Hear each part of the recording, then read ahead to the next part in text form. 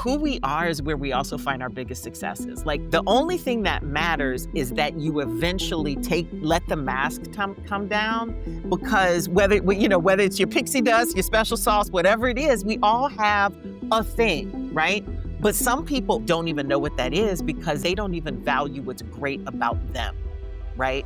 Like they're not even aware of it on a full level, or they don't think it's actually special. And when we feel it, other people feel it too.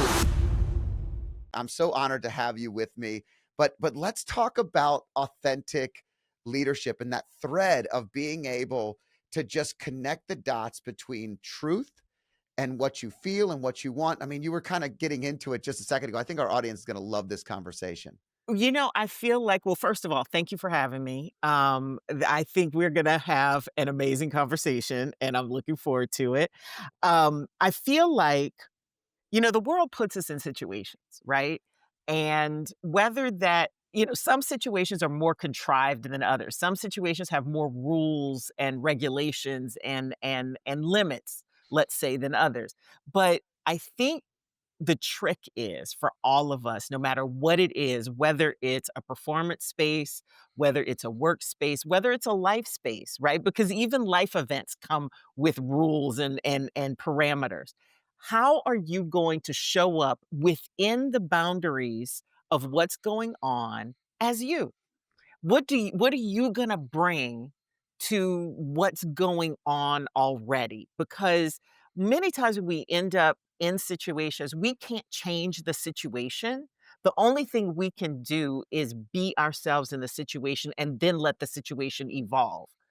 Does that make sense? It makes great sense to me. And as we were talking, you and I got to talking a little bit about legacy because in my day job, I spent a lot of time talking about legacy, living legacy, and leadership. And to me, when you talk about a family environment and you talk about just being yourself, the closer you are to yourself, the more people want to be around you. The further away that you are, the more you act like something they want you to be. Like even in a work environment, this happens a lot. You get pigeonholed into a spot where you start acting the part instead of actually being who you are. And so everything you're saying makes perfectly good sense, but I love it in the regard to family because I think a lot of people struggle with this of being their authentic self in front of their family because they were defined a certain way early on. It's interesting that you bring it up in this way because I do talk about a lot of this in my book and when I'm speaking. And especially it comes up in trainings and leadership trainings. I think we often, as human beings, identify so much with our roles that we forget that we do and embody that role in a very unique way, right? Like we get so attached to the monikers of mother, father, sister, brother, son, daughter, niece, nephew, manager. Because like a lot of times when I ask people like what work do they do for a living, or to find the work they do and the things they do every day, they immediately go into a description of what their job is. And I'm like, no, that's actually usually based around the outcomes that you're supposed to be generating. What do you actually do every day? Like that's the stuff I'm interested in because the way in which we fulfill these roles is actually the thing that shows people who we are. And you are 1000% right about how when you identify more with what you think you're supposed to be doing, how it actually repels people because there's still this part of our brain that is very much basic and I don't mean that as a I put understand. down, but it's like there's a part of us that picks up on the vibe, on the emotion of the moment and how you're feeling even about yourself. Because if we're doing what we think we're supposed to be doing, we're limiting ourselves and we feel a way about ourselves that we can't necessarily define. But we know it isn't right. And when we feel it, other people feel it too. And that's where the repelling comes from. Cause you're like, mm, not vibing with them. I'm out. And the thing is, that happens on such a subconscious level or even unconscious level that, like, I ask people in my trainings, I go, I was like, you ever meet somebody you hate them on sight? And everybody chuckles in the room. I was like, but then I asked the next question is, but what happens like a month later and you run into them in a different setting and then you go, "Oh my gosh, I completely misjudged them." And I always say you have to stop and think about how you engaged with them the first time and how they engaged with you. Because one or both of you all were probably doing something that made that magnet thing where, it's the wrong end of the magnet and you just can't put it together. Yeah. And one of y'all or both of y'all were not being real. When you said that, the first thing I thought of is, I came from an entrepreneur environment. I built a company. I then sold that company, merged with a larger environment. I'm now in a pretty large leadership role within that organization. And I think sometimes I'm so in touch with who I am and where I came from that that can be a little unique when you go into a corporate environment where everybody's been in a role for a long time. They've defined each other by the roles of which they have now, by the role of which they came from. There's a pecking order, and the corporate engagement becomes unique. And so I could see that conversation where the first time you go in, you're coming in with all this vigor and confidence and excitement and knowing who you are, having felt so comfortable, and then someone else being in a very restrictive kind of box that they have put themselves in. I'm not saying that I'm using a general term, not an individual that I'm thinking of, but I definitely have seen this happen a lot. And when one of you is not being authentic or real, it can be challenging. And when you find yourself in that authentic moment later, people will often be like, "Wow, I didn't know that you were so real. I didn't know that this was the version of you." Like, and I'm like, "No, I've always been like this. I think you just let go, and now you feel more comfortable, and we're vibing in a different way." Yep, yep, and sometimes you can identify where it's coming from and sometimes you can't. And I will even posit this, it doesn't matter. The only thing that matters is that you eventually let the mask come down and see each other and what you do and see and appreciate each other's special sauce, right? Because whether it's your pixie dust, your special sauce, whatever it is, we Yeah. all have a thing, right? But some people, A, don't even know what that is because they followed the rules and or done what they thought was expected for so long that they don't even value what's great about them, right? Like they're not even aware of it on a full level, or they don't think it's actually special, which I think is really sad. One of my friends said, she was like, the saddest thing in the world, and my mother used to say this too, and I had forgotten she said it until this friend said it to me. The saddest thing in the world is for somebody to leave this earth and with music still in their heart, right? We all have a tune that we're singing, and sometimes it's in tune with other people, and sometimes it's not. But when you find the place where you're reaching that right harmony with other people, it's beautiful. And, a lot of people go into work with a mask for a lot of good reasons because some workplaces can be very toxic. The thing is being able to trust your gut to know when the masks come down. And I'm gonna tell you right now, with all the change that's happening in the world, the way AI is affecting our workplace, the fear that a lot of people have because of all of the winds are shifting, it seems on a dime. This is when you really need to dig down into you. Right? Because if you're always grasping for the next new thing, you're always going to be off your center. You're always going to be looking for the next thing. And honey, if you're always looking for the next thing will always show up, but it's not necessarily the right thing. Well, I think there's so much truth in that, and I also think that so many people go through life sometimes acting as they're supposed to in their brain. Like you grow up in a way where you define yourself and you start to work towards the part instead of towards the truth. And to me, it's true. I mean, I know I did it. I did it. I'm the firstborn son. I'm going to go to college. I'm going to do this. I'm going to have this job. I need to make this amount of money. You start to live apart, and then you start to wake up. You like shake your head and you wake up and you're like, wait a second, this isn't what I want to do. Let me look at what I want to do, what I was meant to do. Or you have these moments that shake you out of the matrix. I always talk about this. I walk in the airport. I'm traveling a lot, and I walk in the airport, and I call my wife sometimes, and I'm like, "Gosh, I feel like I'm a bot in a matrix. Like I'm just walking around and everybody's doing the same thing. And everybody looks the same. And everybody, you want to take away boundaries, go to the airport. Everybody's the same. Like it doesn't matter. You're all rushing. You're all going somewhere. It's like this very And you're uncomfortable. all like Yeah. this. Yeah. And then as soon as you stop, you're putting your phone in your face because you're uncomfortable. Everyone's uncomfortable. And it's those human moments inside of that though that you find where it becomes this really special kind of connection that you can find in these small little moments. I walked off the airplane a couple weeks ago and this guy and we had like 5 comments we made to each other. But by the end of the plane, I walked off and I saw and we're walking together and we started talking and it was like we were long lost brothers. I mean, it was a great connection, great moment. It kind of pulls you out of that moment that you feel like you're just in this little robot world.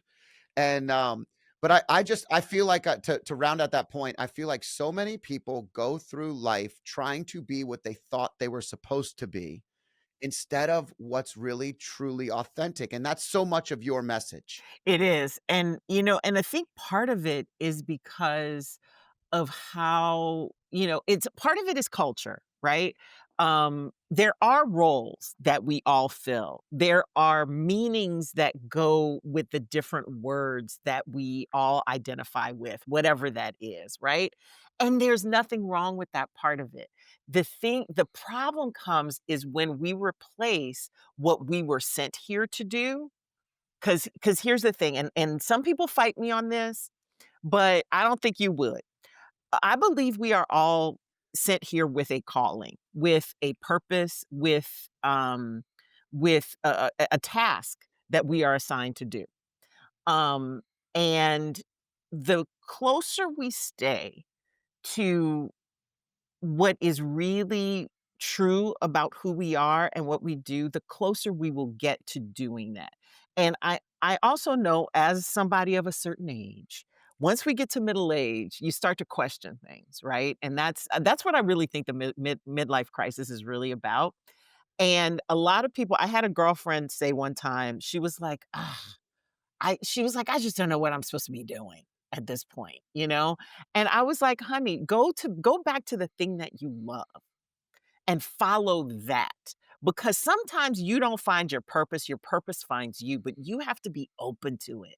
You have to say, okay, this is what I love. This is what I do well. This is the thing I take for granted that people always come to me for. And I think they're stupid because I don't think they can. So, like, why can't you do that? Right? What you coming to me for? You ever stop to think that maybe that's the thing you're supposed to be doing? Nobody thinks that because we often devalue ourselves and take for granted the gifts that we come here with. And I feel like, the biggest and here's the other gag to me, Scott, is that who we are is where we also find our biggest successes. Like I did kind of like an experiment with this with my podcast. I started because at first I was like, well, maybe it's just me, right? Maybe it's just me. Maybe it's just people in broadcasting, right? Because that's where I've spent most of my career. Then I started interviewing people from all walks of life, just random things, right? To see and people who I saw as successful, and I wanted to see, like, at what point did they feel successful or what point did they feel comfortable? And I've not found one industry, one walk of life, one type of person where when things broke down and they started to dig into themselves, whether that was early in life, midlife, later in life, when they decided that who they were was the gift they had to offer to other people and the expertise they had gotten and all the experiences they had and put that towards something, that's when they all had their breakthroughs. Every single person I've talked to. And I think that's the key. It's like if God sent you here to do something, maybe you ought to do it. I mean, it's powerful. And there's a couple of quick points that come to mind. Number one is I 100% don't fight you on this because I believe in my heart that I was put here with a calling to help more people. And how you help more people is by staying authentic and building towards whatever it is that you do great. And so every day I find myself doing that. Every time we have conversations like this, someone's gonna listen to this, and it's gonna change their life.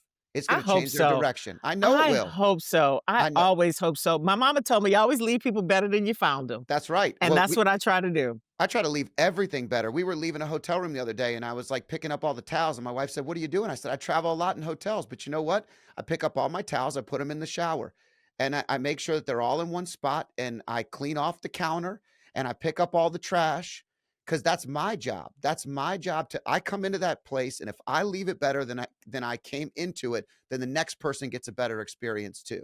Yep. And so for me, that is something that's it's the little things that make the big things. The second thing I wanted to say is about midlife. Midlife is a beautiful thing.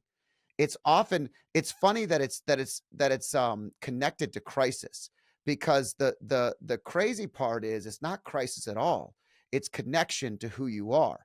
And when you think about the Think and Grow Rich by Napoleon Hill follows the men. I'm using air quotes because they only follow the men. I know there's lots of strong women that helped build America too, but the men that built America, from Thomas Edison to Henry Ford to whoever it was, the most successful empires that were built, all of those individuals didn't do anything of major consequence until after 40. So the key is this is when And you hit your mojo. right, and the thing is 40 back then is probably equivalent to 60 now. Right. You know what I'm That's a saying? great point and completely true, but it's about finding that thing that drives you, and sometimes my wife and I'll be talking, and she'll say, back in the old days, she used to say, "I didn't mind the old version of you when you were already content with where you were at," and I'm like, "It's not about being content with where I'm at, Adrian, it's about pressing forward because I know I can." When you know you can lead more people, how do you stand on a smaller stage? How do you do that? When you know that you're impacting more people. Your podcast, this message, somebody will be impacted. And I know it happens because I get texted almost every day by somebody. It happened the other day. I got a DM on Instagram from a friend of mine from high school who we hung out every once in a blue moon. I'm not talking about like we were best friends. I'm not talking about, I'm talking about we were connected. We know each other. We follow each other on Facebook. And I got a message that just said, "Hey, I just wanted to tell you," I got chills thinking about it. "I just wanted to tell you how amazing it is that you're doing what you're doing. Keep up all the positivity. I'm following. I'm really enjoying it." And you know what's so funny is that it took a lot for anybody to send that message. That takes a lot, but it means a lot to me because that's why we're doing what we're doing. We're not just doing it so we hear ourselves talk or so we could be famous. We're doing it because we want to make a difference in the world. Right, and, I think all of us want that on some level, and I don't think many of us realize the impact that we do have, and I know that's one of your words, it's one of mine too. Um, I I don't think people realize how simple everyday activities and the way in which you do them actually affect and have ripple effects out, right? You know how they have that saying, "A butterfly flaps his wings in Mexico," and next thing you know, it's true. Like, just like, overnight success is never overnight. It was years and years and years of putting in, all sorts of work to get to the point where you were ready for that one opportunity that changed everything. Even if you never get that thing that feels like it catapults you even higher, the work you've done every day has had an impact. There are times when when I first started, and because I started in this business really young, I started in radio when I was 17 and had no idea. I was just having fun listening to music, right? And talking about it and talking mess, right? Which is something I was raised to do. Um, and I remember when I was, oh gosh, I'd probably been in Chicago working for a couple of years. And, I'm all bummy. I'm in, the grocery store, whatever. Don't want to see anybody, right? And this lady comes up to me and she was like, "I was in the hospital." and I listen to you guys every morning, and y'all made me laugh. And you're the reason why I got out of the hospital because I was laughing every day and I had something to look forward to the next day. And I was like, and at 20 something years old, when people tell you something like that, it makes you realize that the stuff you think is nothing is something to somebody else. And I got to hear it because of the, 50,000-watt megaphone that I happen to have. But I think the same is true because I think about the people who have said one thing to me, right? Like a mentor or somebody I encountered one time that just said, as my mama would say, "Pull your coattail, come here. Let me tell you this." And it sticks with you and it comes back. I had one of my friends, now ex-husbands, gave me some great advice when I was 25 and I've never ever forgotten. He was like, "Get good at one thing and then build on that." He said, "Jeanne, you're doing a whole bunch of stuff. Yes, you are talented, whatever." He said, "Get good at one thing. Let that be your foundation, and then you will see how it leads to other stuff." And I tell people that all the time. Sometimes you have to pick something and just go with it and go with your gut and it'll all work out. But that's true for all of us. And I think too many of us take that for granted. Yeah, it's so true. Isn't it funny how the things that our mom and dad and people in our lives, uncles, friends, early friendships, things that were told to us, the impact it has today. And I think that's another message I want to make sure people are paying attention to because it's really important that when something's on your mind, something's on your heart, you say it. You tell someone when they're doing something great. You take the time. I'm a voice texter. So I'll leave a voice text and I will say, "Hey, I hope you're doing great. I was just thinking about you today. I haven't been a great friend. I haven't seen you in months or however many times it's been, but I just want to let you know that just because my life is busy doesn't mean I'm not thinking about you." Or high school soccer last year in the beginning of the season, my sons aren't even playing in this but it's my old high school. I went to watch a game. I know the coach and a lot of the kids that play and I sent a little voice text to one of the players after a game, and I just said, "Hey, I wanted to tell you, you played great. I know how great you are. I believe in you. I want to see what happens in your career. I can't wait to see the success you have." That helps people. 100%.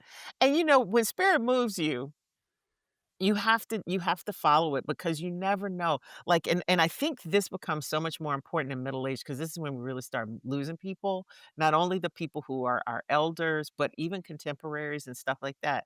And it's like you got to think, what is the thing you want to leave people with?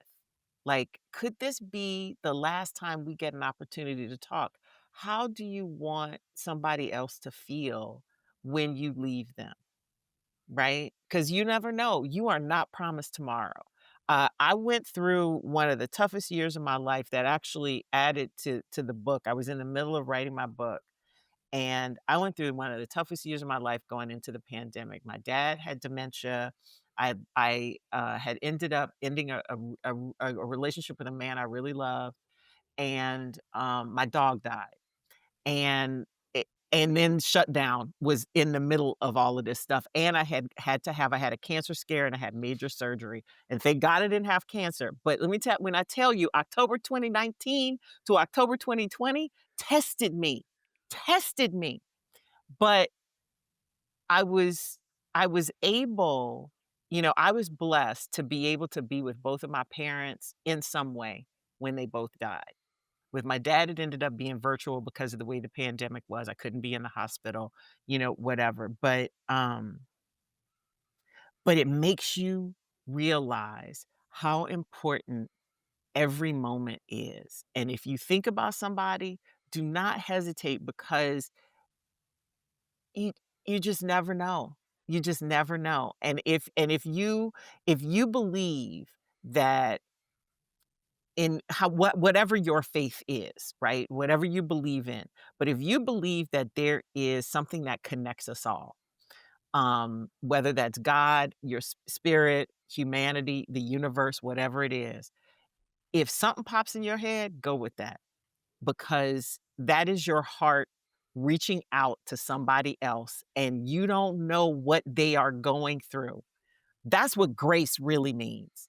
Like, people, I think it means forgiveness. They think it mean well, no, you know what it means? It means when you as a human being can see the beauty in another human being and you let them know. That's what grace is. Well, when I'm having my worst days, I talk about this all the time. If you listen to this show, you've heard me mention this before. It's called the habit of daily impact. When I'm having my worst days, you need to build a habit of daily impact, and that means that it starts with a smile in an elevator instead of a phone look. It means holding the door for somebody. It means picking up something that someone drops. It means giving someone a compliment. See, the habit of daily impact stacks. The more you do, the more impact you have, the better you feel, the more grace comes into you. You're applying it to other people, but it's really coming back to you tenfold. And so when you talk about those challenges, those challenging years, what we find is we get into ourselves. We get into our own head, our own feelings. We're starting to feel down. And if we're not doing those things that make us who we are, then we're not getting the grace we need. And this morning, to your point, this morning I listen to scripture every morning, and then I listen to a conversation about the readings. And today's message was, "Are you ready?" And so what you just talked about is exactly that. Are you ready that if it ended tomorrow, that you've said what you need to say to all the people that you love? Are you ready for your life to be evaluated in the way that if there's something beyond here, and I believe there is, are you ready?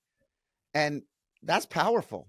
Imma tell you what mama used to say. She was like, "If you stay ready, you don't have to get ready." Yeah, So, be that on your the toes, be on your right? toes. My dad used to say, "Don't be on your back feet when you're playing a sport. If you're playing basketball, you can't laterally move if you're on your back feet. You gotta be on your toes because that means you can move quick." So that's the same thing that I was thinking about when you said that. Mhm, and the thing is that, you know, you never know how those little moments of daily impact somebody else because you never know where people really are. And I think that, that's why I am so passionate about, um, people taking their authenticity to heart and understanding that they are a gift, because I think when we start moving like we are, we start treasuring other people too. A lot of times people think, um, that we are, how they have that saying, stay in your lane, whatever. And a lot of people look at that as limiting, but I think, you know, that when you have guardrails up, right? And you have that's all the area you have to play, and you can actually own that lane. And when you think of yourself as having a lane, a place of expertise, yeah, you might change lanes every now and then and go or whatever, but it helps you to work better with other people. It helps you to live better with other people. Being able to say, "You know what? That's not my thing. That is not my thing, but it's yours, and I appreciate you for that." It also helps you be better at leading, whether that's leading in your family, leading at work, what have you, because you can say, "I trust you to do this." And the minute you say that to somebody, you empower them to rise to whatever the occasion is. Because I think a lot of times when, like, that's why micromanaging really messes people up, is because it's a communication of mistrust. And I just feel like if we dig into why we're here, we'll all do a whole lot better. And you don't have to know all the specifics. Like, we always act like we have to know everything. You don't have to know everything. Just do the next right thing, and that will lead to the next right thing and the next right thing after that. Yeah, Nike didn't get famous by just try it. They got famous by just do it, right? It's an action. The action then leads to more action. And if we're the energy that we put out into the world, the energy that we start receiving is that same energy. So if we bring out that positive, good vibes, that good worldview, that seeing the best in everybody, that finding those moments, those are hardest, by the way, to do in your own family. It's not that's easy to do when you go out in the public, but when you drop into your in-laws and something frustrates you, you're like, I better go into that positivity moment right now. And I love it. But and I love my in-laws. That's a that but it's not it's a different vibe. So you have to be able to dip into that. But what I'm saying to you is you are the energy you put out.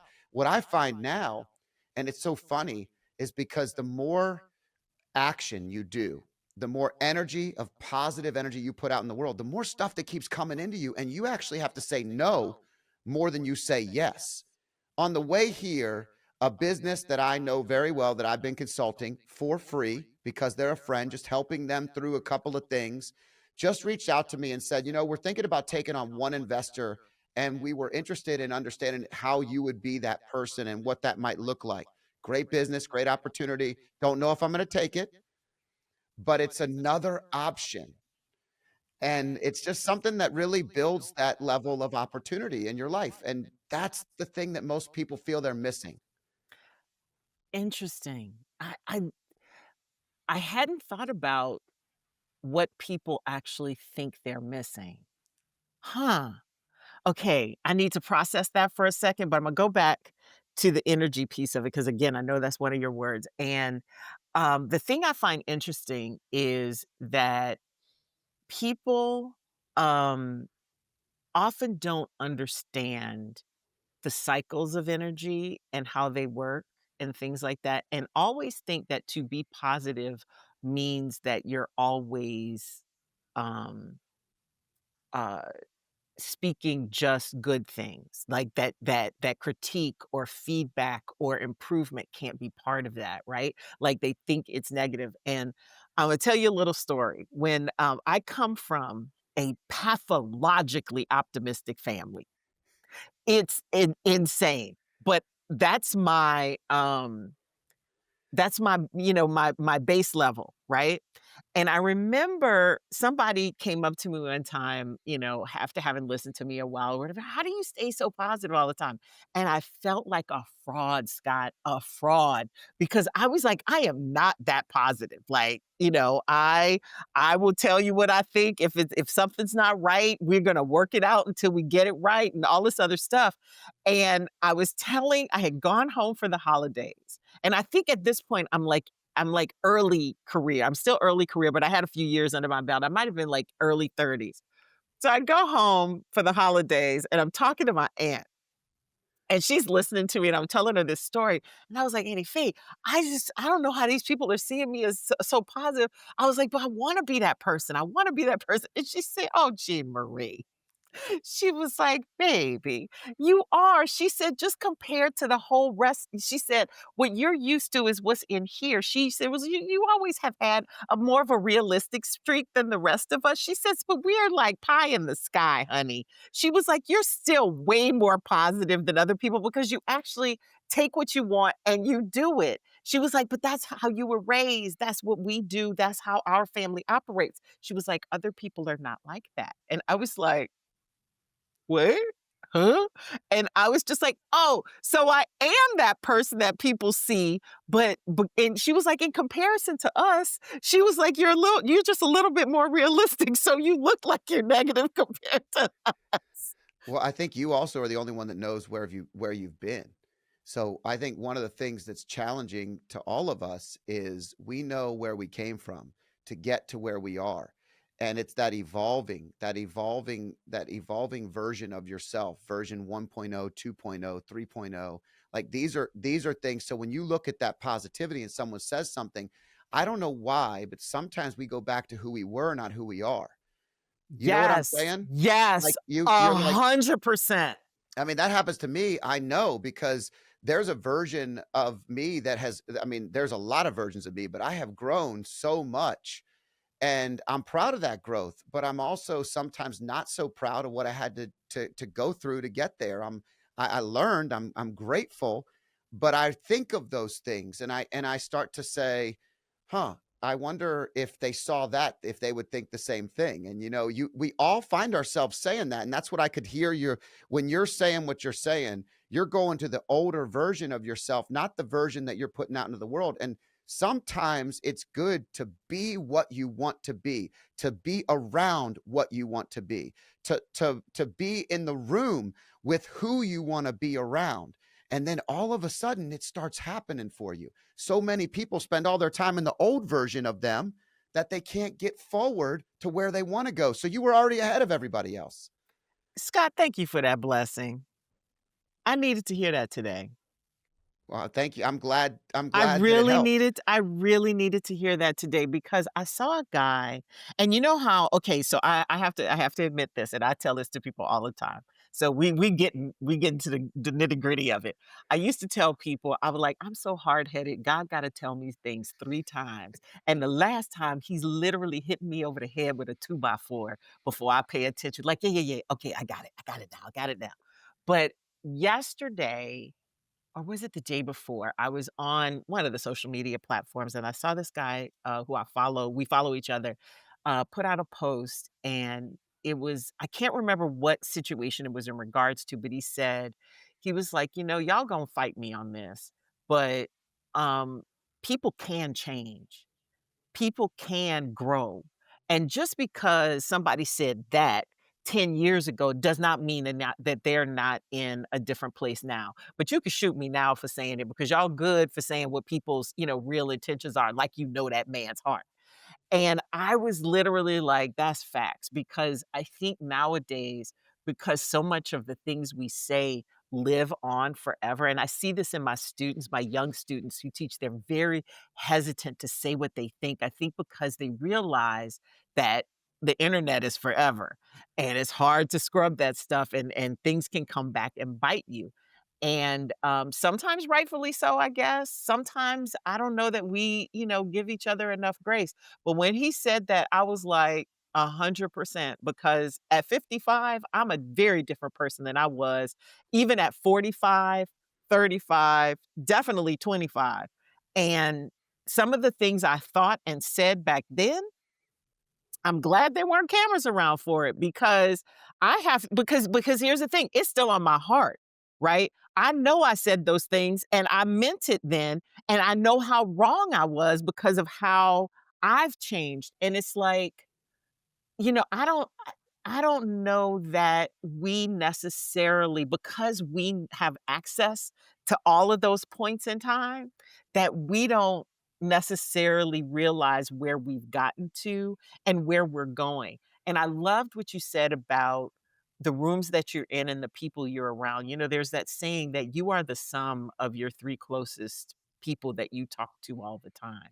So be very careful about the people that you are around because you are absorbing, you know, what they are thinking and they are absorbing what you are thinking and feeling and experiencing.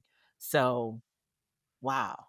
Yeah, it's interesting because I think that we need to have more grace now and we need to be more aware. The more things are out there and the more your thoughts and ideas evolve, the better it is. I mean, isn't that what we want? We want someone to come to us with a thought or a process that's maybe antiquated or outdated or wrong or just not right and flip it and change It'll it. be Like lovely. I want to be able to change.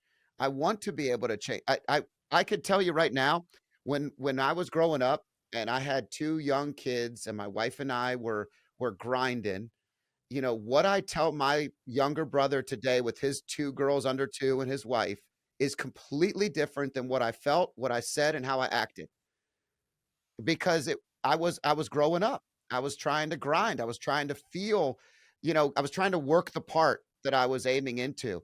Now I'll see a young woman pregnant with her husband and I will have the most grace for her. I will tell her husband, "Man, take care of her. This is one of the most beautiful things." And I was at the time not as graceful. I'm just gonna tell you, I wasn't as graceful And because Adrian standing there yeah, looking at you like, "Well, where was this Scott I then?" know. But you've listen, but you've grown past that. You only can do, I think, as well as what you know at the time. You can't know what you don't know, right?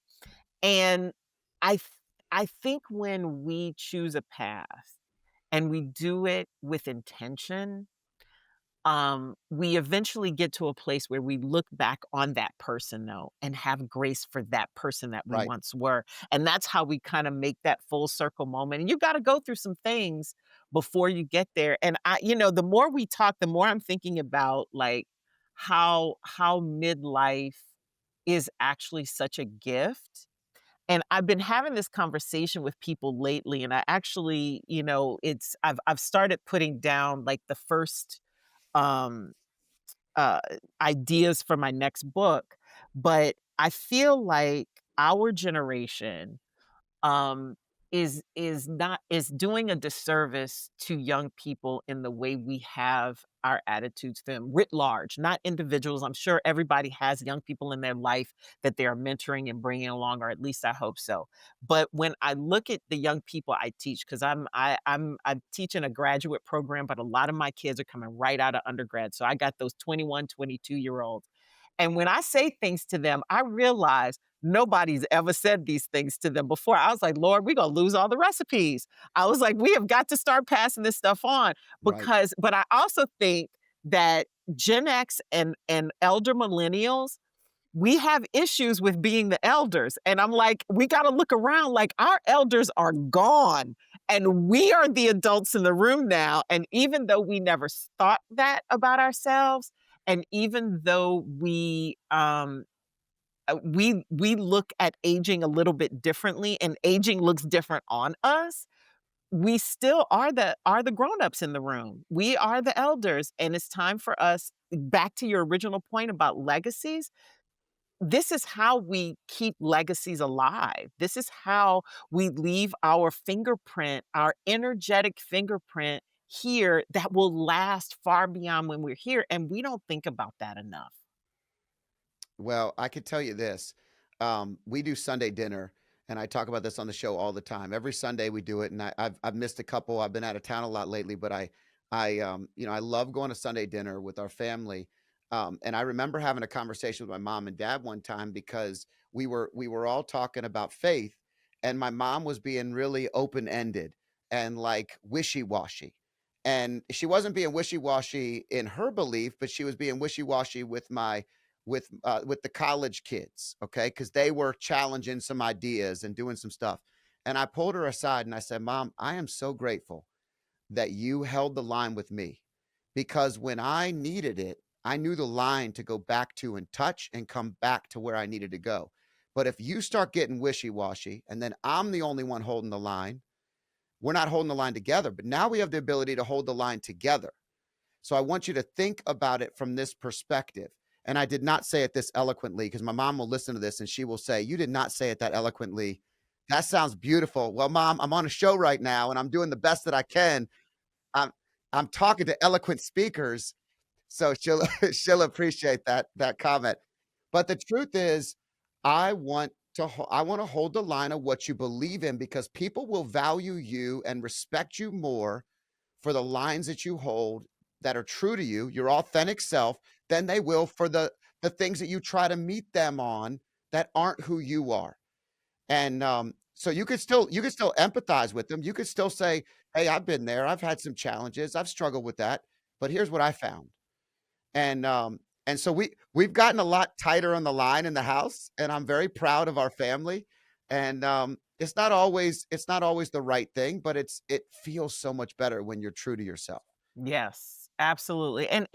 You know what the thing is? First, you gotta know yourself, right? And I think a lot of people have either failed tests, because life and I don't say this with any sort of judgment or anything like that. So if anybody feels this way, understand that I'm speaking also from personal experience because life gives us pop quizzes all the time.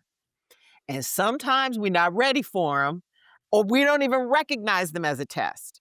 And and we fail miserably. But you always get a chance to go back. My therapist said one time, she was like, here's the thing, if you fail a test, you got to take it again before you get to the next level anyway. So life has a way of sending you these lessons over and over again until you finally get it. And the thing about having the line, is that you have to know yourself first. And that's where I start with with many people. I'm like, you got to investigate yourself.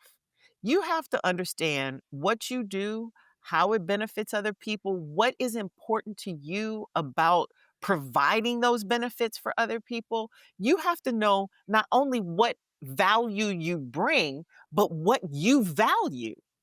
Right? And where do those 2 things intersect? And sometimes you need to make hard decisions around that, and I think fear keeps us from doing a lot of that, which is the reason why I chose the word fearless, because even though I do think fearless is is a misnomer because nothing happens without fear.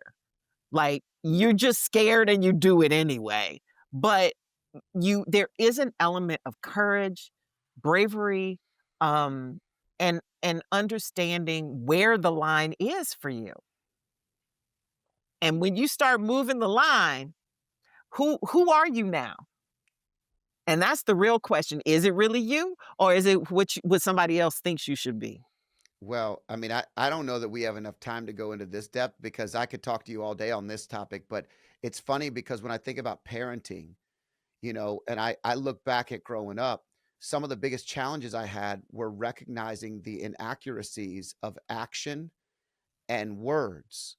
So these are the things you need to do. These are the things that we do. And then maybe the actions didn't always meet those things or the lines weren't held.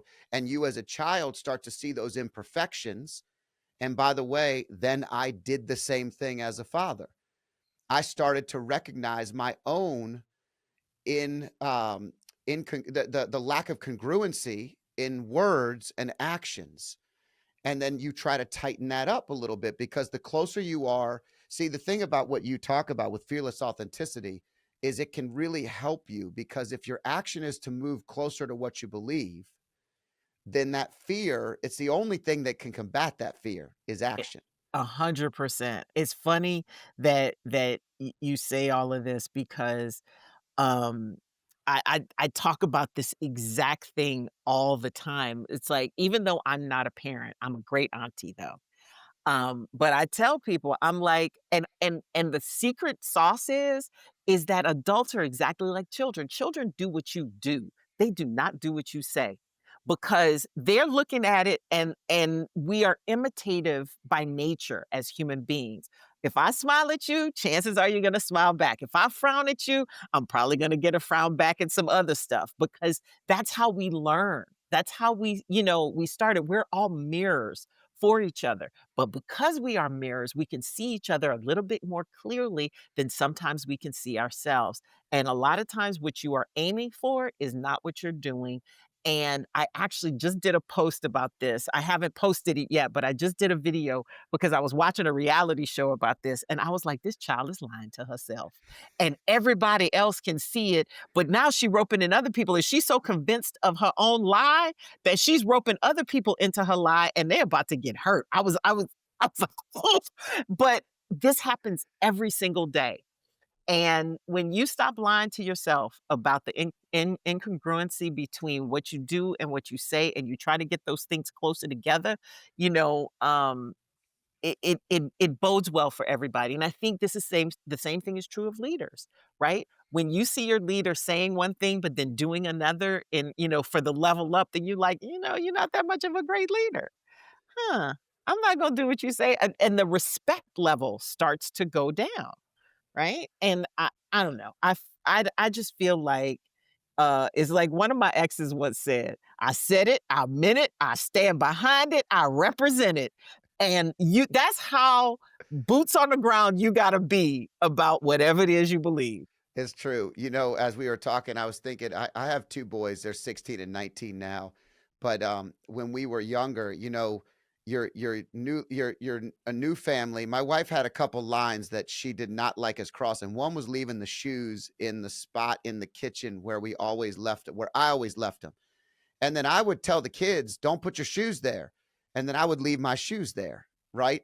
And And so, shoes multiply, oh man. And, and those and big feet. yeah. So two things happen. I've talked about this on the show before, but I'll say it again because if you're a new listener, this is a story worth hearing. And it's a great perspective. because, I would put my shoes there, and I would come home from work, and the kids had already put their shoes in my spot. So I would early on, I'd kick their shoes out of the way, and I would put my shoes down, and I would look at them, and I'd say, "This is my spot," and then Adrian would look at me and say, "It's nobody's spot. Put your shoes in the mudroom." And so but what it turned out to be is it turned out to be as life moves fast, and I'm one of those people that a little bit of ADD, maybe a little ADHD, I don't know, but when I'm rushing, I always have to go back in the house because I usually forgot something, or I want to check one more time because I move so fast.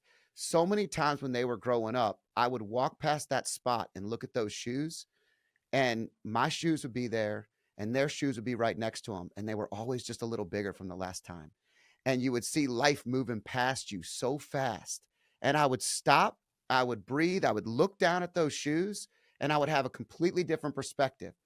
And then all of a sudden my oldest son's shoes were bigger than mine, and I couldn't even put my shoes in the same spot anymore because his big ass feet had laid those things right there in my spot.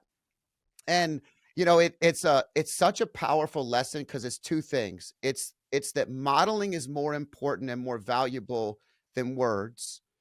No matter how many times I told them not to do it, I didn't not do it, so they did not do it. And then the second thing is it gave me that perspective of how fast life was moving. And I miss seeing their shoes sitting next to my shoes every day. So those are the lessons that I tell my little brother and my best friends and people that are younger is that the things that make you the most frustrated today are the things you're gonna miss the most later. It's how you choose to use that past version of yourself to help the new version.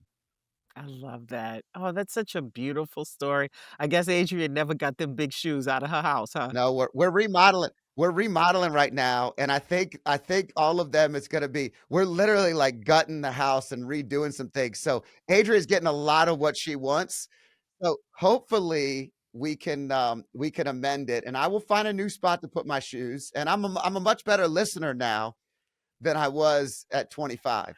I love it. I love it. Shoes are always a thing in everybody's house because my mama used to fuss at my daddy about the shoes. One time my mama threw remember those Dr. Scholl's, slippers, Yes, things? I used to have, like, 5 pairs of those in every color with the hardwood heel, and I literally would walk out of my shoes in the family room. One time my mama picked up that shoe and threw chucked it it. at my chucked it, and I literally shut the door and here's the kind of mother I had. There was a hole in my door, a dent in my door. Do you know my mama left that there until she didn't fix that door until I went away to college because she said, "I want you to remember every day when you walk into this house where your shoes belong." And I never, ever again left my shoes in the middle of the living room. Well, that I think that's a good lesson to learn, and, that's why, my mom listens to this, so I'm not gonna tell the story of her throwing a shoe at me, but I will do it another time. But, I deserved it, I and, did too. I and did too. and so, it didn't hit me. I was pretty fast and agile. My dad taught me to be on my toes. See how I bring that all back around, everybody? I love Um, it. I love it. It all fits together, Scott. Listen, I think Jeanne and I could talk all day long, but I wanna make sure everybody knows how they can get more of you. You're teaching, you're putting out great material for people. How do they get your book? How do they follow you? How do they learn from you? So fearlessauthenticity.com or jeansparrow.com is where you find me. I'm all over social at JM Sparrow. And please connect with me. The book is available on Amazon, digital, hardcover, and audiobook. So whether you want, however you want to listen or read it, you can do it. I hope that if you engage with fearless authenticity, that you find something in it that helps you and makes your life better and easier. Because I promise you, when you do the hard work up front, everything else starts to click. You don't ever get to skip the hard work, but the hard work starts to feel easier. And that's what I want for all of us. Well, it's been an honor having this conversation. It's made my morning really nice. Thanks Same. for joining me, and we'll look forward to following you. I did buy my copy, but forgot it when I came into the office because of the remodel. I left it in the other spot. So I do have my copy, folks. So I lead by example. These shoes are in the right spot today. I All right. appreciate you, Scott. It's been a pleasure. Thank you for lifting my day. I The appreciate pleasure is it. all mine. Thank you. I hope you enjoyed this podcast. If you liked it, there's more where this one came from. Click here and enjoy some more.